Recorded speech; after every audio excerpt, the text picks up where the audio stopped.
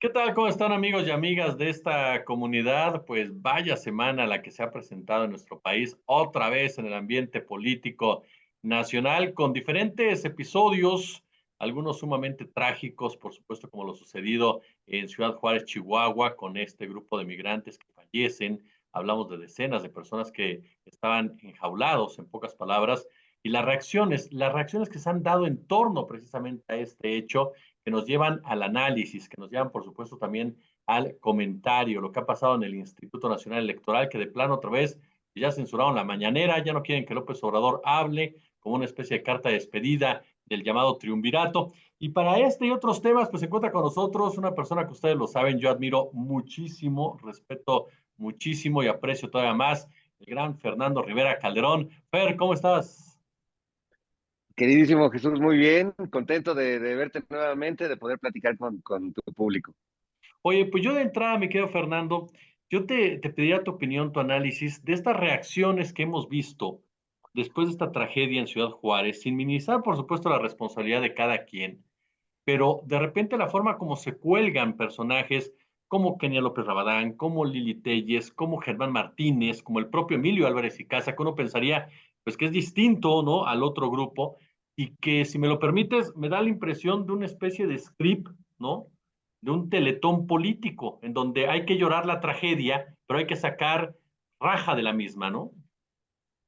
Pues mira, son unos buitres, o sea, es que no existe otra palabra, son sopilotes, son seres carroñeros. Nadie pretende minimizar la tragedia, ¿no? Hay dos, tres perdidos por ahí que quieren precisar en medio de un dolor que va más allá, ¿no? De las investigaciones, de los responsables, de los culpables. Es una tragedia con mayúsculas. Eh, y, y lo otro es la miseria humana, ¿no? Lo que podríamos llamar ya literalmente una necropolítica.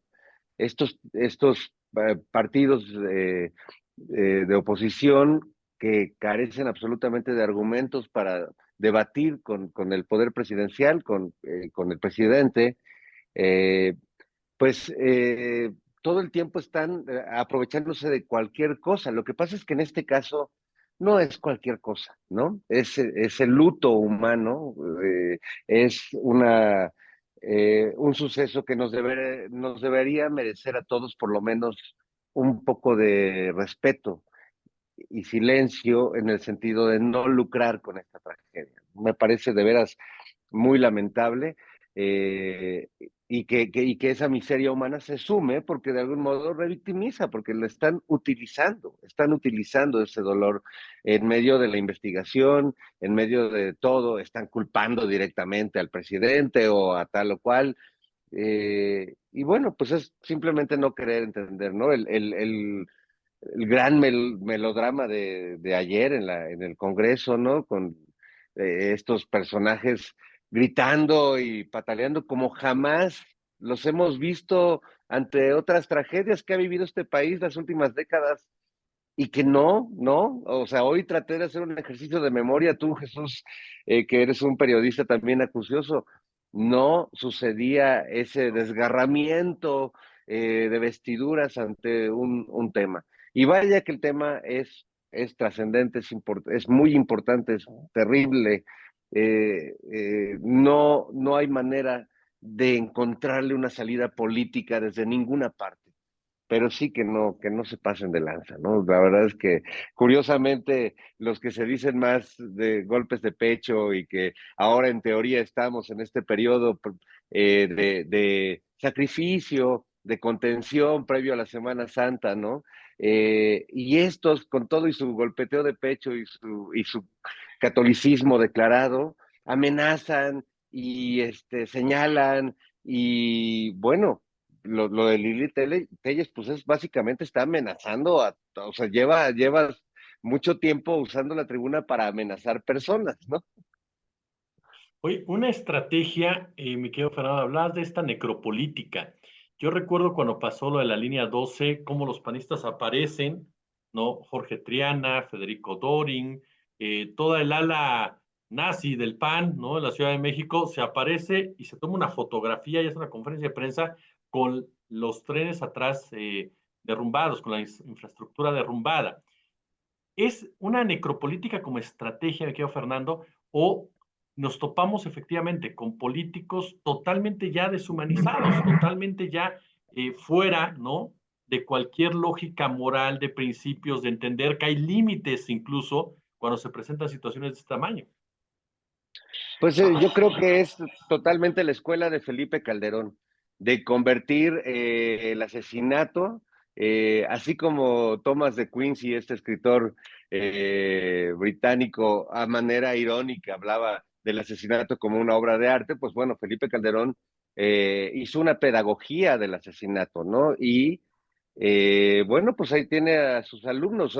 Acuérdate, los titulares de los medios durante el sexenio de Felipe Calderón era como un marcador de béisbol o de americano con número de muertos, ¿no? Del crimen organizado, que para él era el gran logro de su gobierno, exterminarlos, ¿no? Que es la idea de la derecha de cómo se negocia con el otro, ¿no? Se le extermina.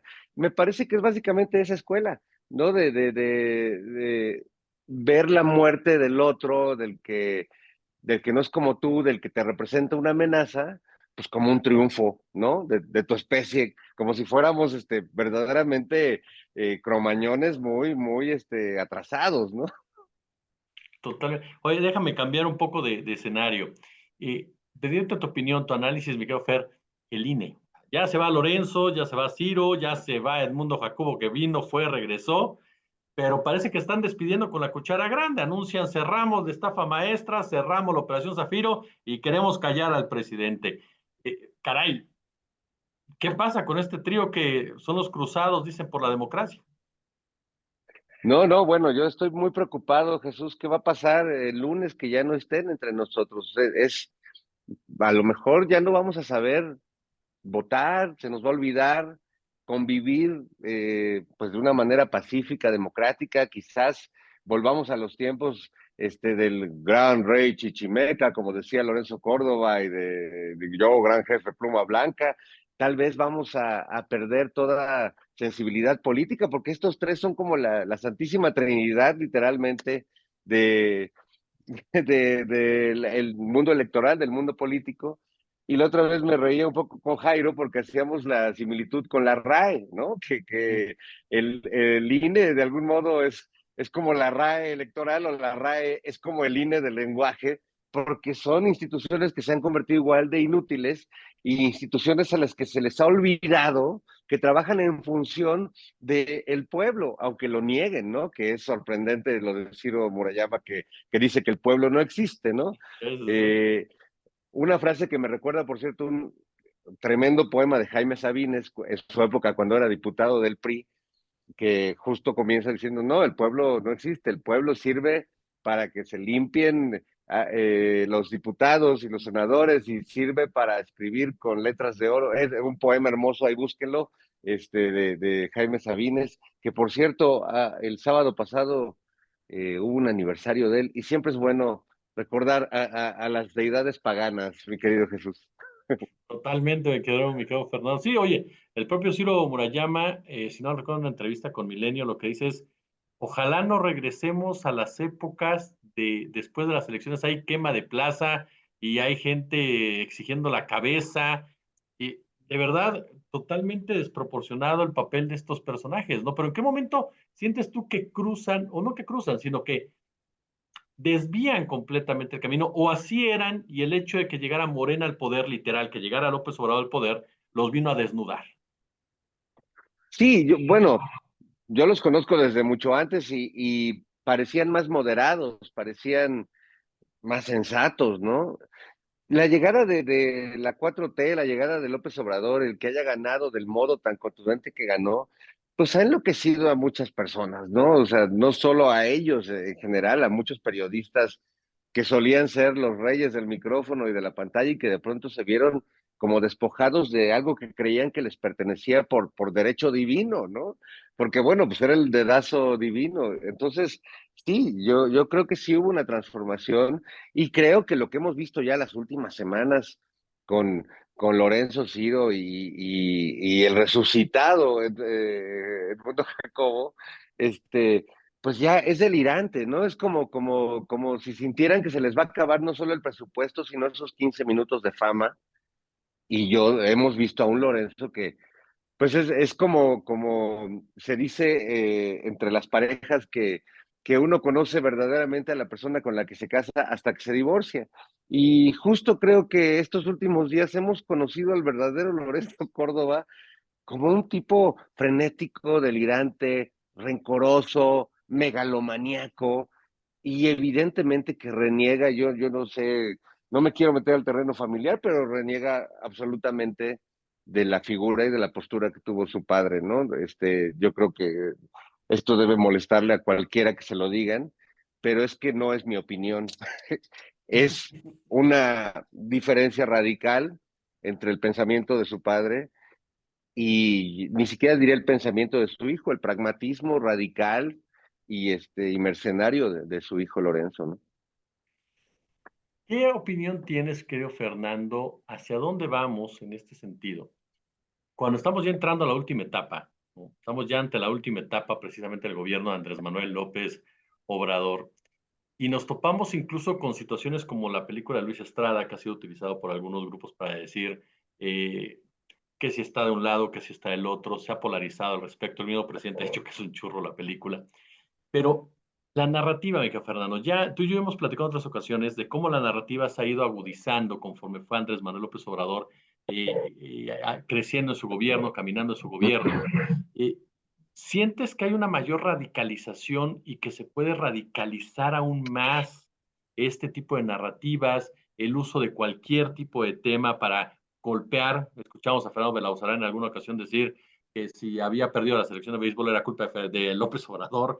Es decir, parece que lo dicen en serio, ¿no? O sea, uno pensaría que es broma, pero tristemente lo están diciendo en serio. Sí, sí, a mí pues me preocupa mucho pensar esto que te voy a decir, pero creo que vamos para allá, o sea, que creo que efectivamente se va a radicalizar mucho más, porque no tienen un proyecto de país. Hablando de la oposición, llámesle, diga, sea de derecha o de centro, o sea lo que queda del PRI, como le quieras llamar, no tienen nada, ¿no? Van de ocurrencia en ocurrencia, incluso lucrando con la muerte de migrantes y todo lo que hemos visto en general durante la pandemia. Entonces, pues, ¿qué les queda? ¿No? Yo creo que por ahí ellos tienen una beta tremenda de seguir inventando, de seguir con este discurso hipócrita. Eh, me preocupa, porque creo que no quieren proponer algo para que el país, una vía alterna a la propuesta de Morena. Lo que quieren es el caos, ¿no? Lo que quieren es romper el juguete porque no es de ellos, ¿no? Entonces, yo pienso mucho en esta película de Heath Ledger y Christian Bale, de El Caballero no sé si es El Caballero de la Noche o es la que sigue, El pero Caballero bueno, de es la donde Noche. sale el personaje del Guasón, una interpretación magistral, y creo que la maravilla o el twist que tiene este personaje con respecto a otras versiones del Guasón o de la historia de Batman es que al Guasón no le interesa ni siquiera el dinero, ¿no? Lo que le interesa es reventar el mundo, o sea, que no, que Batman se joda y que se joda Ciudad Gótica y yo cuando veo a Lily Telles, veo a The Joker, ¿no? O sea, veo, o por lo menos a Harley Quinn, para los que entienden, para la banda nerd ñoña Exacto, para los que somos nerds. nosotros comprenderemos. Creo que el que tenga que lidiar desde la razón, desde el proyecto político, pensemos en Claudia Sheinbaum o en Marcelo Ebrard o quien te guste de ese lado, no va a lidiar con un candidato que se mueva en sus mismos términos ni en su mismo lenguaje. Va a lidiar contra el caos, va a lidiar contra la locura, contra el desenfreno, contra lo pantagruélico, contra el esperpento.